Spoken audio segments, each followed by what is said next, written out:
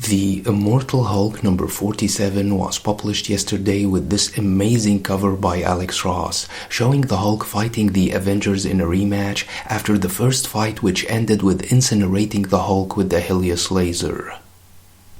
We last saw how Commander Henry Gyrick hired the UFOs to kill the severely weakened Hulk. The UFOs took turns torturing the Hulk and eventually killed him. Joe Fixit and Savage Hulk personas woke up in the below place, where they found themselves face to face with the leader, who had invaded the Hulk's mind and kidnapped Banner. The leader unleashed his demons on Fixit and Savage Hulk, preventing them from breaking free. Fixit, however, hulked out and smashed the red door which was keeping them locked up, while in the material world, Hulk was resurrected and controlled by Fixit persona. Hulk overpowered the UFOs and severely damaged Victor and Ironclad. Feeling helpless and desperate, Victor blasted the Hulk to Manhattan, where he landed and ended up getting into a bar and ordering some drinks.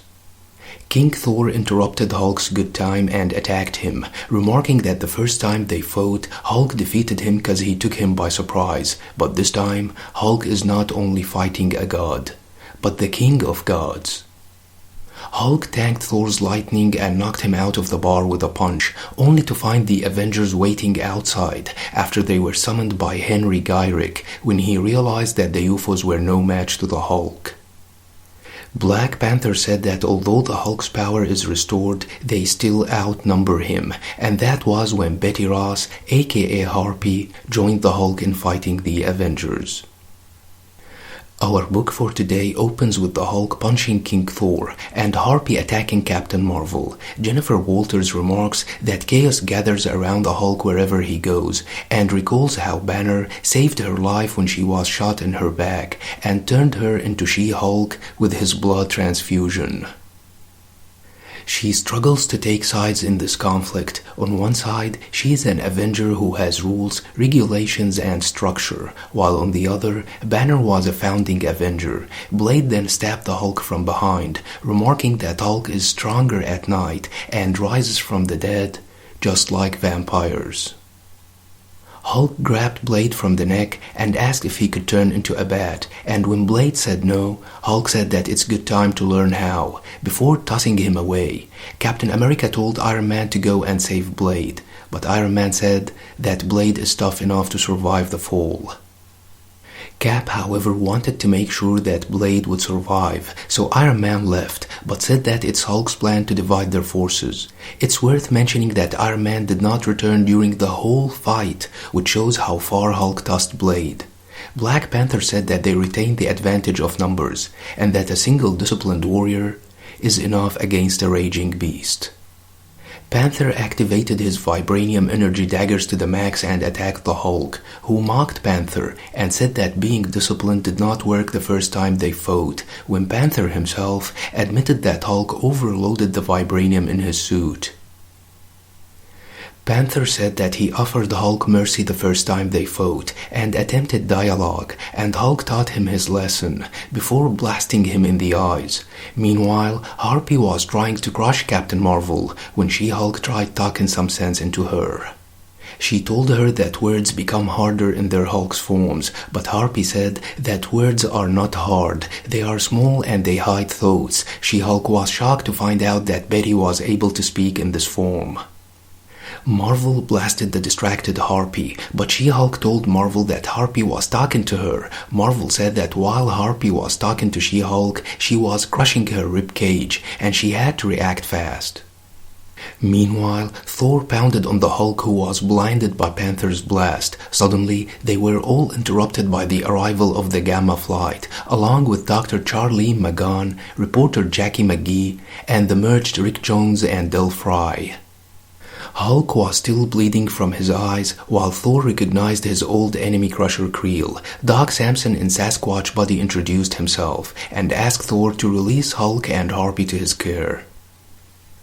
Captain Marvel, however, said that the Gamma flight has no jurisdiction on the Hulk, but reporter Jackie McGee, who had been infected by the Gamma power, told Marvel that there is a lot more going on than she knows. Captain America told Jackie that Hulk has caused a lot of damage and he may kill innocent lives, so he must be contained. Hulk, however, mocked their attempts to contain him, and that was when Thor became enraged. Thor said that he had enough with Hulk's contempt for those who live and for those who strive to do right. Hulk is nothing but the darkness of Earth made flesh. She-Hulk comments that normally Thor is not like this, but it's as if there is rage all around them, tainting the air.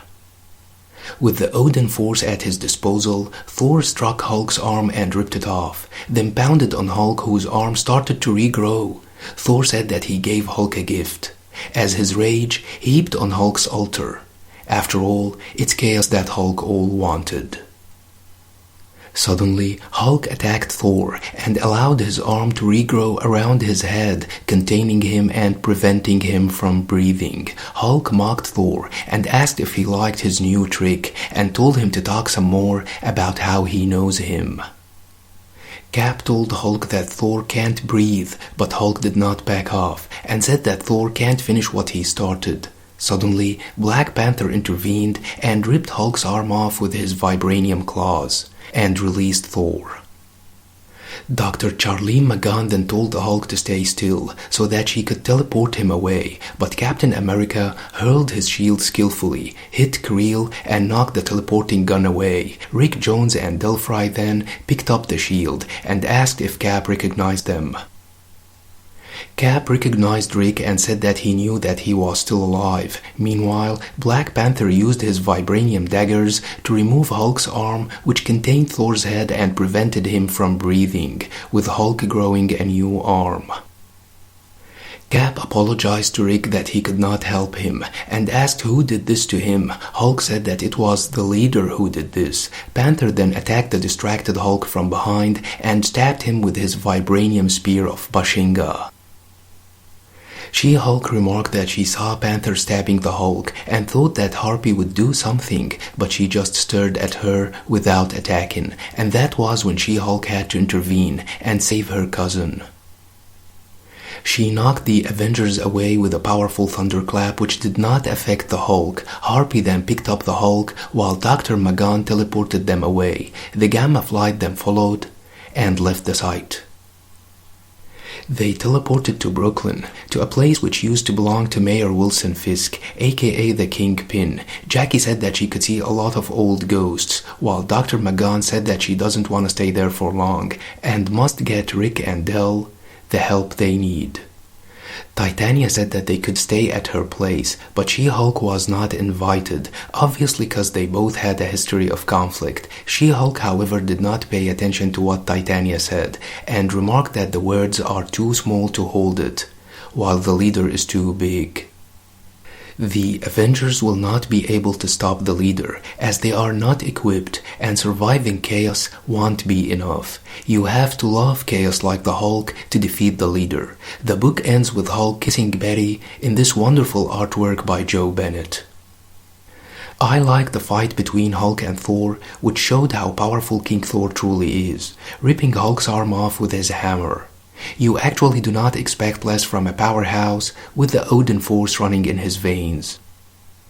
On the other hand, Thor was not prepared for this Hulk who can easily defy death and survive whatever you throw at him. Hulk quickly regrew his arm around Thor's head to prevent him from breathing and almost suffocated him, as Captain America indicated.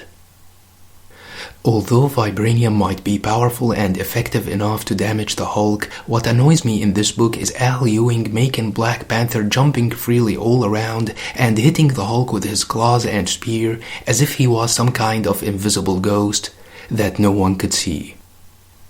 Anyway, I still enjoyed reading this book and definitely like the fact that Hulk almost knocked King Thor out cold, although this Hulk is still not at his best, cause Banner's persona is still kidnapped by the leader, and the fact that he was fighting the Avengers combined and not Thor alone.